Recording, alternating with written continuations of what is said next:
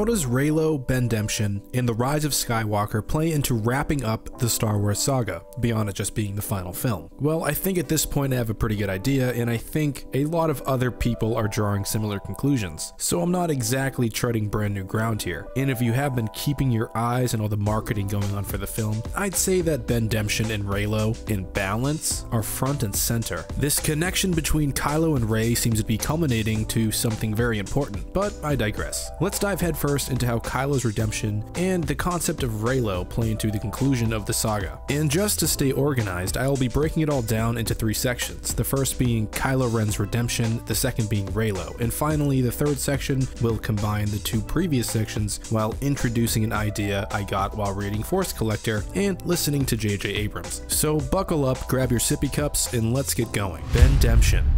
Now, for some reason, I have to make this statement. Kylo Ren is a Skywalker by blood, and that's non-negotiable. The blood of his mother flows through his veins, the same blood of Luke Skywalker and Anakin Skywalker. There is no refuting this no matter how many Twitter followers you have. And yes, he still has the quote-unquote heart of his father, as Snoke puts it. He is suffering, if you can call it that, with compassion for others, specifically Rey and arguably Leia. So Kylo's story and this redemption are inherently significant to wrapping up the Skywalker saga because it's the legacy of the Skywalker bloodline. And sad to say, I don't know if Leia will be actually alive at the end of the film. My instinct is that she is going to serve a similar role like Yoda did in Return of the Jedi, providing some final wisdom to our now hero and dying peacefully. So for all intents and purposes, after this moment, if it happens, Kylo becomes our last Skywalker, and I don't imagine Disney putting the bloodline in an actual grave. Ever since The Force Awakens, we came to learn that behind this intimidation of Kylo's costume and the voice modulator, he is merely a young man, bordering on looking like a boy when he first shows his face to Rey. When we finally see his facial expressions of torment, anger, and sadness, I think it clicks that we're supposed to sympathize with this villain in some regard. Something is literally tearing him apart from the inside out, and so far, it's been his own insecurities over his identity. Who is Kylo Ren? Who is Ben Solo? Who is he compared to his parents and uncle? And not only that, who is he compared to his grandfather? It's a lot of legacy to live up to, and something I believe would cause anyone to have some internal doubts. The movies show us a man-child that's obsessed with being or becoming important because he never felt that way since his youth. And if you've read some of the ancillary material, you find out that Ben Solo was kinda just raised by droids. His mother and father were always out doing political business or taking on jobs for weeks at a time. Adam Driver himself has also had a lot to say regarding the character. He says, "There's something in having an antagonist who is a little more vulnerable. That seems to be more relatable and human than just someone who is a psychopath." Close quote. I think that's a perfect way to look at the character of Kylo Ren. He is vulnerable and he is relatable and human. He's not just a cartoon bad guy who kills for the sake of evil. Adam Driver has also stated this regarding his in-family universe. He says, "If you were the product of those 2 people, 2 very strong personalities who seem to be almost more committed to a cause than to anything else. What's that like? How do you form friendships out of that? How do you understand the weight of that? It can easily go awry." Close quote. This again circles back to the main internal struggle, which is a familial one. Kylo needs to overcome the guilt in his past and to stop actually believing he is the monster he thought his parents were afraid of. That is why he wears the mask ultimately. He learns his grandfather was also this horrible monster, and this happens at the worst possible time in Ben Solo's life. I imagine in my headcanon that he found out right before Luke thought about killing him. And to add insult to injury, it wasn't even his own parents that told Ben Solo the truth about Darth Vader. He found out because of political infighting and news making its way across the galaxy. We never actually learn how he takes the news, but I mean, I think it's obvious why he idolizes the darker version of who his grandfather is. Kylo Ren's deeds in the films are unquestionably horrible,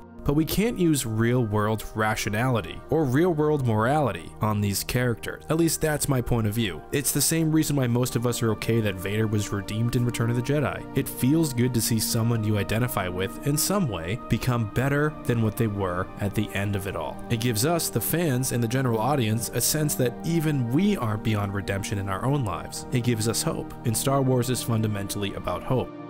What's more hopeful than two people who deal with loneliness, abandonment issues, and inner turmoil ultimately being each other's saviors in the end? To me, that's perfect, and it reinforces the idea of there needing to be balance within the light and dark themselves. When we look at all that has happened to Ben Solo in order to ultimately push him into the role of Kylo Ren, it really does present itself like a tragedy. His parents were afraid of him, he goes to Uncle Luke, Luke's afraid of him, and contemplates ending his life. That's insane, and ultimately I understand why people made the choices they did in the film. It's all fear-based, but they all added to what would become Kylo Ren. It's not only on Snoke and Luke, and I also think it's obvious how sorry Ben Solo's family is towards him. The fact Lucasfilm itself seems to be doubling down on this concept that he was manipulated, neglected, abandoned only solidifies my belief that this man is choosing the light by the end of the final story. He will choose to be better. And I think that Kylo will end up in his own literal duel of the fates along with Rey, against ultimate darkness, much like the previous Inglorious Throne Room battle. This being the deciding factor, perhaps, of his true allegiance in the Force, once and for all. And for me, it's a fitting Bendemption arc. The bloodline truly defeats darkness, and I think we can say what's up next is how we get to this deciding factor for him to redeem himself. So let's talk about Reylo. As most of us have seen, it's also clear that the connection between Kylo Ren and Rey is being regarded as highly important by Lucasfilm, the cast members, and JJ himself. We have heard words like contemptuous, intimate, adversarial, intense, and it all revolves around the feelings that Rey and Kylo have for one another. I unquestionably think that Kylo Ren is in love with Rey. I'm not sure if Rey feels the same way towards Kylo, but regardless, there is a chemistry that no one can deny after seeing The Last Jedi. The elevator scene was maximum Reylo. We learned in the book Resistance Reborn that Rey felt that Kylo was trying to make her just like him, but to us, the audience, and I'd say mostly Reylos, we notice that hey, no matter what they say, they are similar in so many ways, and it basically borders on Force soulmates. When no one else could reach Kylo Ren, Rey did, and when no one else could reach Rey, Kylo did. Just like Rey says in the trailer, everyone keeps saying they know me, no one does, but Kylo Ren does, and very intimately. They've been into each other's minds and seen the very things that torment each other's souls. Why else do you think Rey exploded at Luke Skywalker after the hut scene? Rey saw Kylo Ren's version of what Luke did and was pissed about it until Luke finally explained the entire story so that Rey could understand. She clearly cares for Ben Solo, and for Kylo Ren, not so much. That's an important distinction. The imagery we've seen of these two in the trailers and what we have seen prior totally add up to them having some form of investment in one another. I don't think it's that crazy. But how does Reylo aid in wrapping up the saga? Well, we have heard of reverse Amidala theory, and to be brief, it's that Kylo's journey is an inversion of Anakin's journey to a certain extent, and it seems so. Rather than Anakin being reunited with Padme, it's sort of like a reincarnation idea of that romance re-emerging through Kylo Ren and Rey. Both Kylo and Anakin were rising in their respective power throughout both their trilogies, but in the sequels, Kylo is growing towards the light. You know, he starts off with averting every attachment, but slowly, in my eyes, he's becoming attached to Rey, who's this scavenger. Now, I also think it's true that Kylo Ren donning the mask again can be construed as denial of the light, but the art of kintsugi, which is a direct influence on why the mask came back, means Kylo might be becoming more accepting of his past demons than originally thought. And as DJ says, don't let the rapper fool you. Ultimately, it seems to me like Rey and Kylo are destined to be this Force power couple if Kylo Ren is redeemed in the eyes of Rey and to us the audience. And in doing so, it gives us the opposite of the ending in Revenge of the Sith. It ends in the beginning of a relationship rather than the erosion of one. In a sense, love itself saves everything. It's the same message of hope coming full circle. Plus, I'd imagine that Force Ghost Anakin, who I think will absolutely be in this movie in some way, will have a talk with his grandson, or in some way influence him, making him truly realize his folly. And I think a lot of characters in the movie will do this to Kylo in The Rise of Skywalker. Basically, the idea also is that he will be able to do what his grandfather never could with Padme,